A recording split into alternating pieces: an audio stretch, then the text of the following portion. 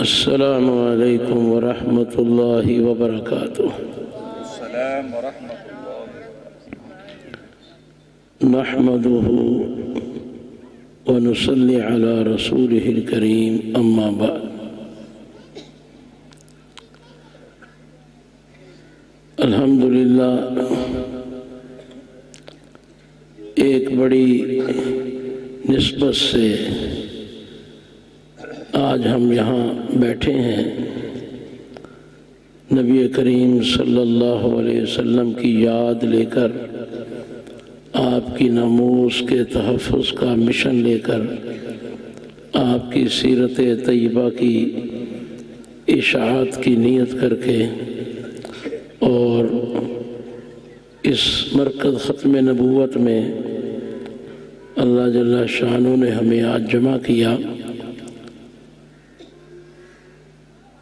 ختم نبوت یا ناموس رسالت، در حقیقت یہ کوئی مسائل فقہیہ یا مسائل مذہبیہ نہیں تھے،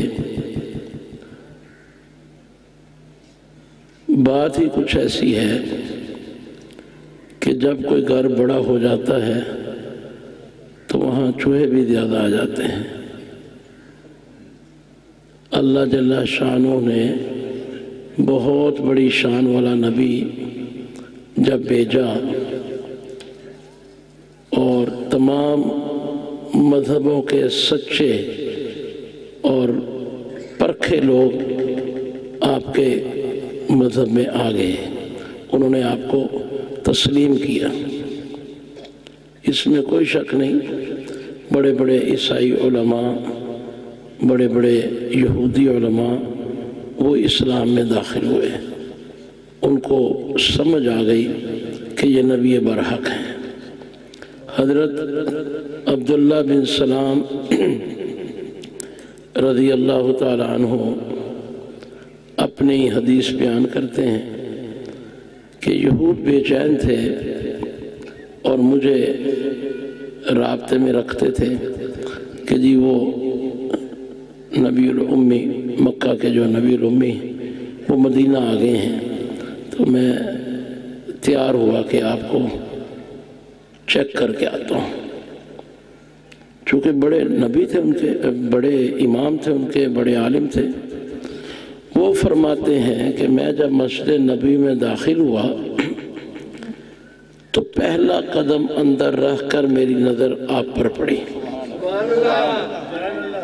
اور پہلے مرحلے میں، پہلے وہلہ میں میرے دل نے کہا خدا کی قسم یہ جھوٹے کا چہرہ نہیں ہے،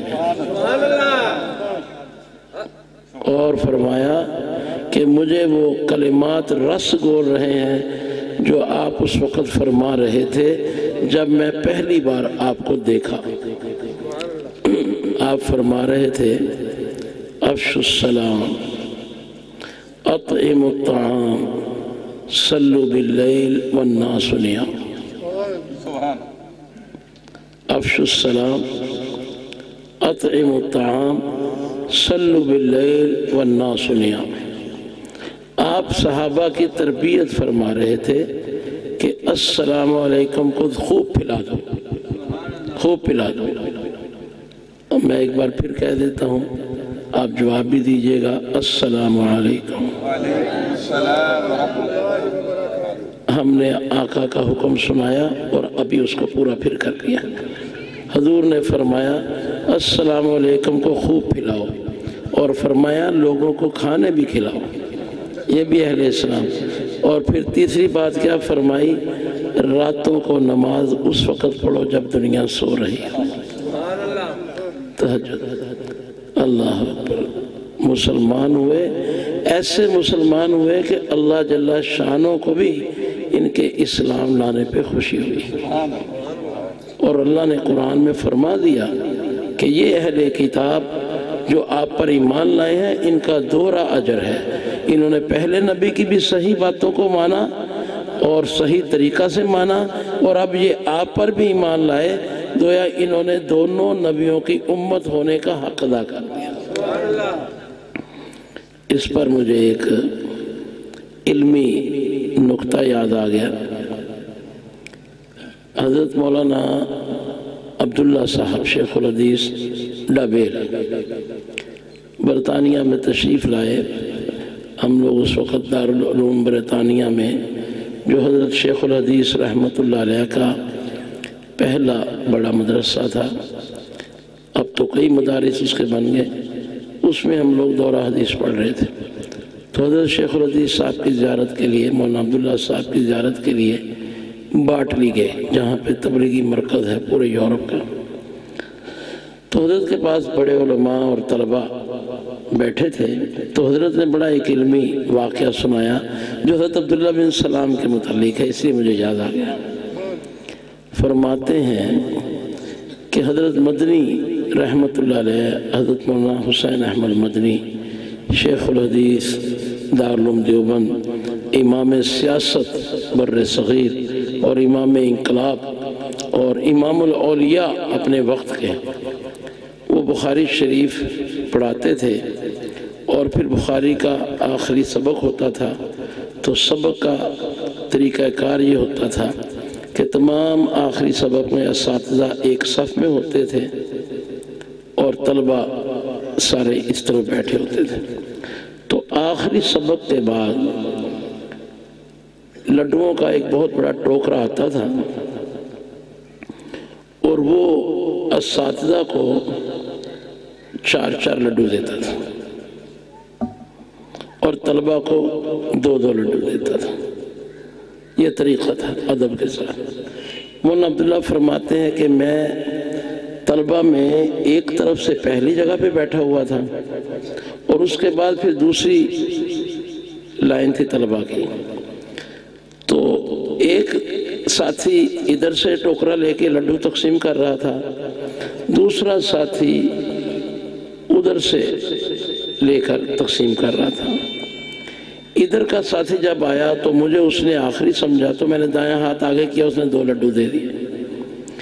ادھر کا ساتھی آیا تو مجھے اس نے آخری سمجھا، تو 2 لڈو اس نے مجھے دے، تو میں نے دونوں رکھ لیے، 2 لڈو ادھر سے 2 لڈو ادھر سے۔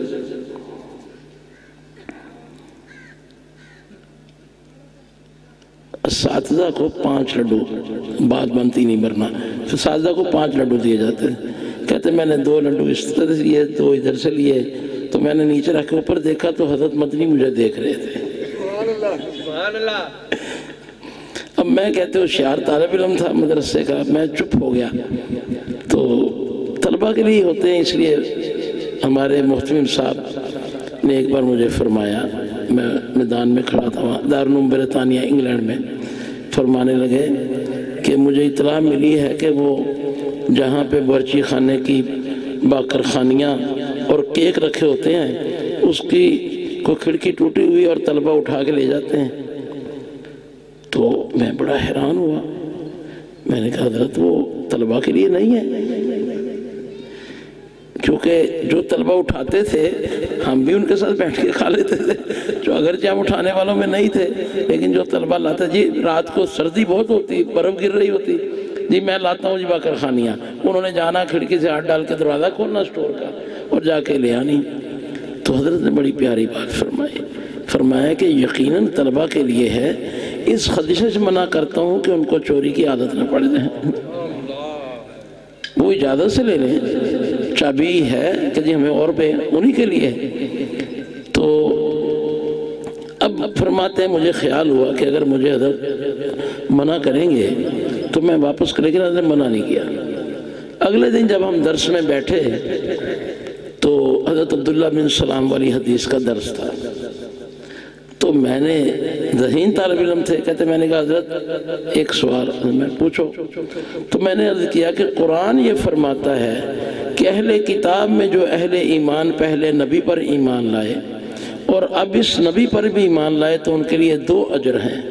تو اس روایت، اس قرآن کی آیت کی روح سے تو عبداللہ بن سلام کو حضرت ابو بکر سے زیادہ ثواب مل گیا کہ ان کو تو 1 اجر ملا ہے، ان کو 2 ملے ہیں۔